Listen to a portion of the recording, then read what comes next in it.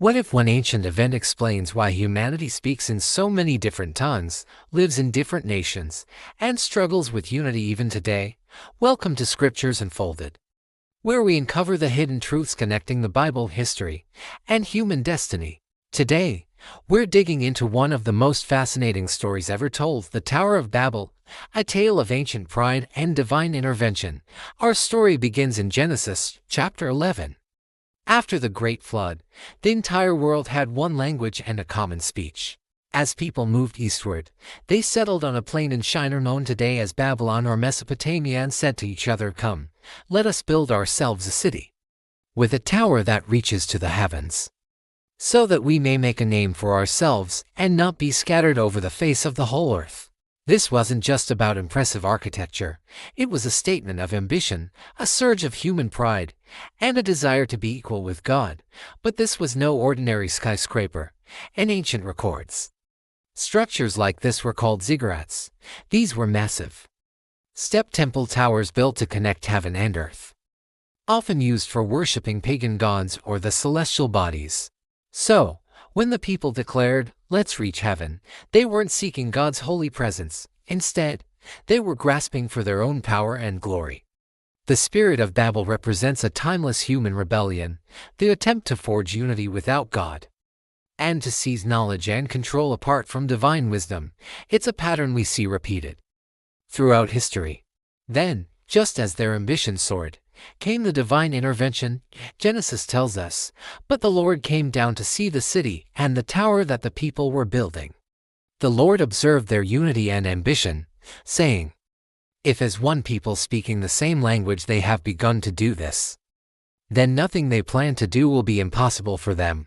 Come, let us go down and confuse their language so they will not understand each other.'" In that single, divine moment, everything changed. Communication collapsed. The collaborative spirit shattered into chaos and misunderstanding.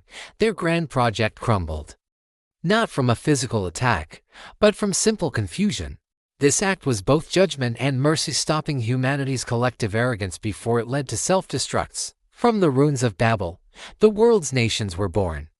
With their shared language gone, the people scattered across the face of the earth, forming new groups, each with a unique language, culture, and destiny. The confusion at Babel didn't just reshape communication, it fundamentally shaped the course of civilization.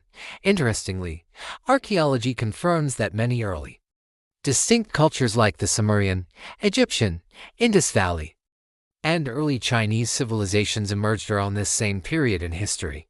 It was God's way of diversifying humanity, spreading knowledge and culture across the globe, while ensuring all were still connected to their one Creator.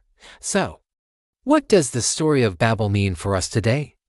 It's a powerful reminder that unity forged in human pride leads to confusion, but true unity found in God brings purpose and peace.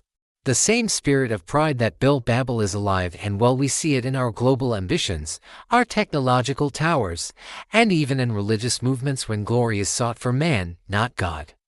Yet, the story also reveals God's incredible mercy, as He continually steps in to redirect our paths toward His divine plan. Interestingly, the story of Babel finds its spiritual reversal in the New Testament. In the book of Acts, on the day of Pentecost, the Holy Spirit descended upon the apostles, giving them the miraculous ability to speak in many different languages.